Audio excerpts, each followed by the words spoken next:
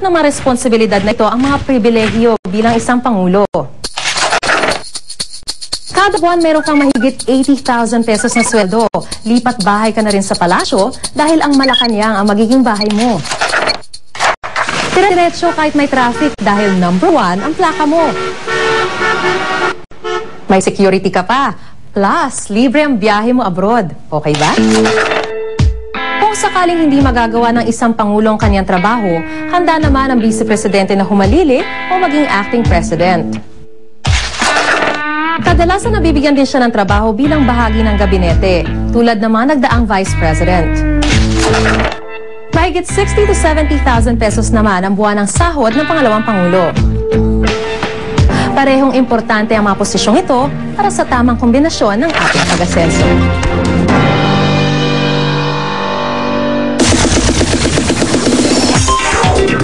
Dalawang Pinoy impersonators ang sumisikat ngayon sa internet. Gayang-gaya raw kasi nila sina Lady Gaga at Beyonce. Ang kwelang video nila, dito na po kay Nelson Canlas. Hindi pa rin daw makapaniwala ang YouTube celebrities na sina Lady Gagita at Haronce na may nakakapansin na sa kanila ngayon sa labas ng cyberspace. 1 million hits lang naman ang video nila sa YouTube kung saan ginagaya nila sina Lady Gaga at Beyonce. Iba sa amin, frame by frame yung paggawa namin. Ayun. 2008 daw nang una silang mag-post ng mga video sa YouTube. Nagsimula sa katuwaan. Ngayon, kinakarir na raw nila ang bawat video. Kapwa galing Davao, nakabase na raw sila ngayon sa Maynila para maghanap ng trabaho.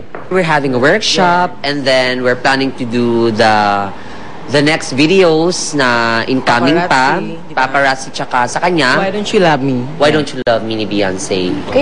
Pangarap din daw nila makatrabaho ang kanilang idol na si Michael V.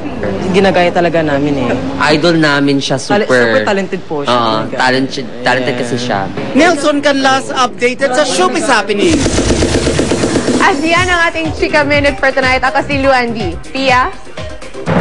Thanks, Luan. Muli namang ipinagdiwang ang Lechon Festival sa La Loma, Quezon City. Iba't iba ang bihis ng mga lechon na isinakay sa mga float at ipinarada. Yan ang tinutukan ni Dante Perelio. Sa paradang ito sa La Loma, mga lechon ng bida. Binibihisan ng mga lechong baboy at isinasakay sa mga float.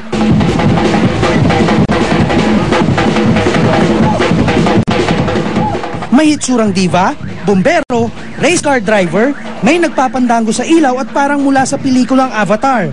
Ito po ay ang bilang pagpapasalamat po ng mga taga rito at mga negosyante ng mga lechoneros. At para magunita rin yung kapistahan po ng ating mahal na patron, Nuestra Señora de Salvacion. May pumili naman ng temang Filipiniana tulad nito, kung saan nanunumpa si Senador Noynoy Aquino bilang bagong halal na presidente. Panlaban ito ng grupo ni Jolly na umaasang mapipiling may pinakamagandang float ngayong taon.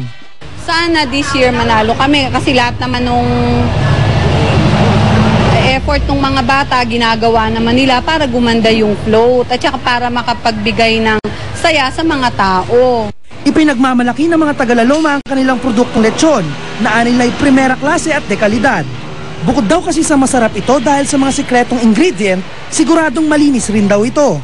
May mga doktor kami, inaalagaan naming mabuti. Doktor, inspektor, hindi pwede na nating isalang ang lechon kung hindi talaga maganda. Oh, it's very delicious and very good. So you enjoy it, you appreciate the lechon? Yes, it's very good. Maybe not good for your cholesterol, but very good. Ang parada ay susundan ng salo-salo sa kalye na bukas sa publiko. May mga palaro rin. Ngayong gabi may prosesyon at Battle of the Bands. Dante Perelio, nakatutok, 24 oras. At yan po ang mabalita ang aming tinutukan sa nakalipas na 24 oras. Maraming salamat sa inyong pagtitiwala. Mula sa Tahanan ng Katotohanan, ako po si Pia Arcangel. Ako po si Jigo Manica, dito ang GMA. Walang kinikilingan, walang pinoprotektahan. Walang kasinungalingan sa bisyong totoo lamang. At dahil hindi natutulog ang balita, nakatuto kami 24 oras.